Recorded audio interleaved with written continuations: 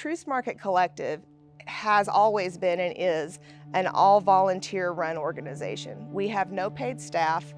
We have people who care deeply, and we have built trust with people who will help us. Our role here is to help program this space with Black-owned businesses. Chrissy lives right behind these buildings where we are at 31st and Troost. And so you came to me because you saw these buildings empty with for sale signs on them. And she came to me knowing that I had an existing festival and a community, and together we realized if we could have a nonprofit and lift the barrier to entry to be a creative entrepreneur, together we could make some magic. So this was my route to church every single Sunday. And I would drive past these buildings and just see the possibility and wonder how could it be different? You know, how could this be a vibrant, thriving community like I know it once was?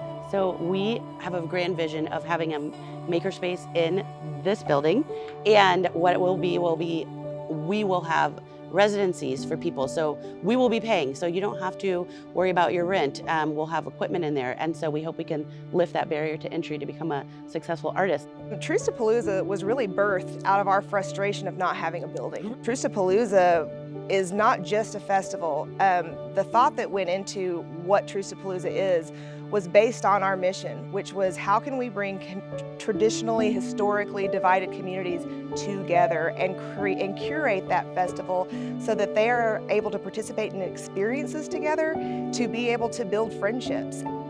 It was a way to highlight 6 local Black artists that do incredible work and help them basically lead these 6 communities in an experience that was, quite frankly, life-changing for most people who participated. Well, I'm an artist director. I also work on the board with Troost Market Collective. Here, I used to grew up in this neighborhood off of 31st and Paseo, and I've seen this area when it was in its heyday, and I also have seen it since it's gone down.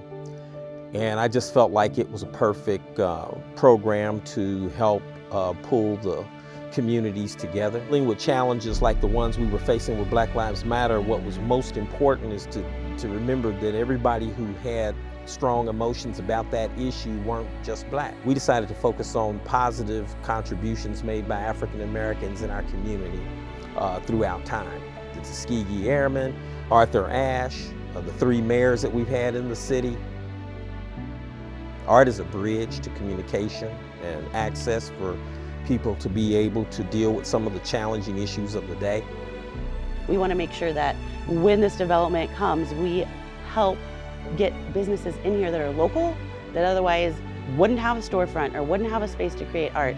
We can't control everything, but we can control some of what goes on inside the Firestone building here. So that is our mission, our vision, why I stay involved. Why we stay involved is to make sure we can steer a little bit of good